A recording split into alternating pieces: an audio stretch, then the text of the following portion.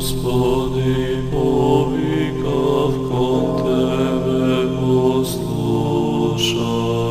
ме, Господи. Господи, повикав кон Тебе, послушай ме, чуj го гласот на молењето мое. Кога повикувам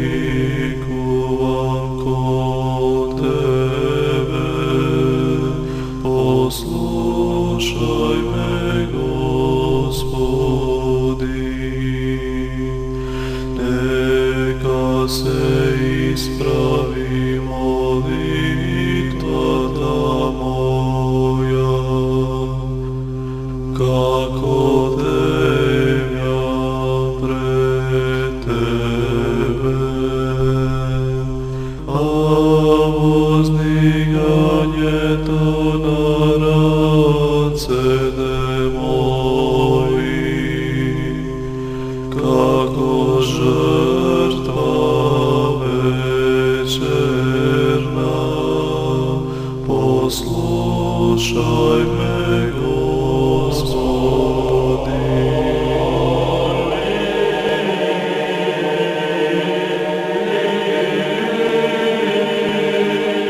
Светата православна црква денес ги празнува светите апостоли Состен, Аполос, Тихик, Епафродит, Онисифор, Кифа и Кесар.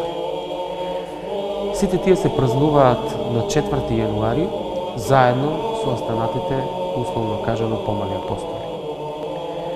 Свети Аполос се празнува посебно на 10 септември, Кифа и Кесар на 30 март. Свети Состен бил епископ во Кесарија. Тихик му бил наследник на истото место, Епафродит во Адријанија Памфилиска, Кифа во Иконија, а Кесар во Корона, Пелопонеска. Сите тие го проповедале Евангелието со пламена љубов и претрпеле големи маки за Христовото име.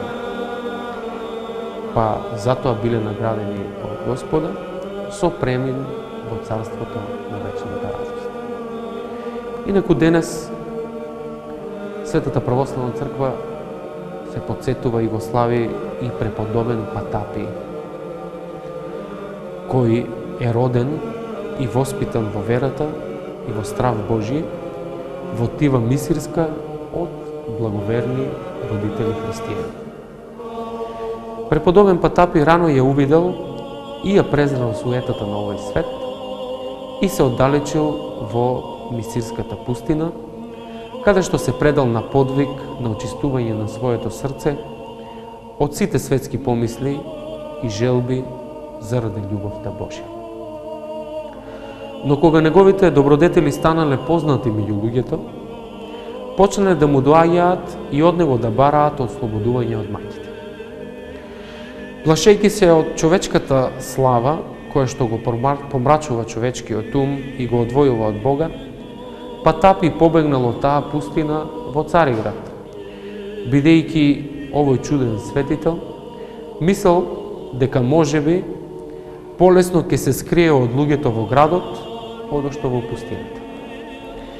Си направил колиба во близина на црквата Влахерна во Цариград и таму, затворен и непознат, го продолжил својот испоснички подвиг. Но таа светлина, се разбира, не можела да се сокрие.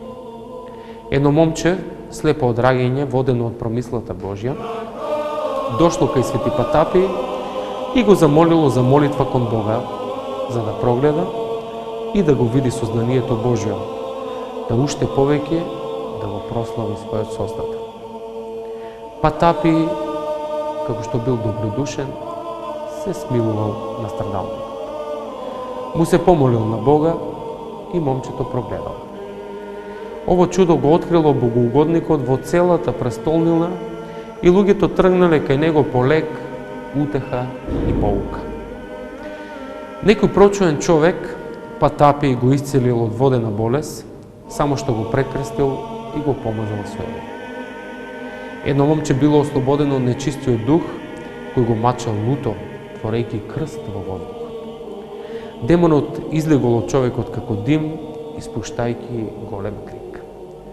Една жена што имала рана на градите исполнета со црви, ја прекрастил и ја исцелил. И многу други чудеса пројавил свети Патапий со молитва, со името Христово и со знакот на крстот. Така се упокоил во длабока старост и заменил во небесното царство во 7 век после Христа.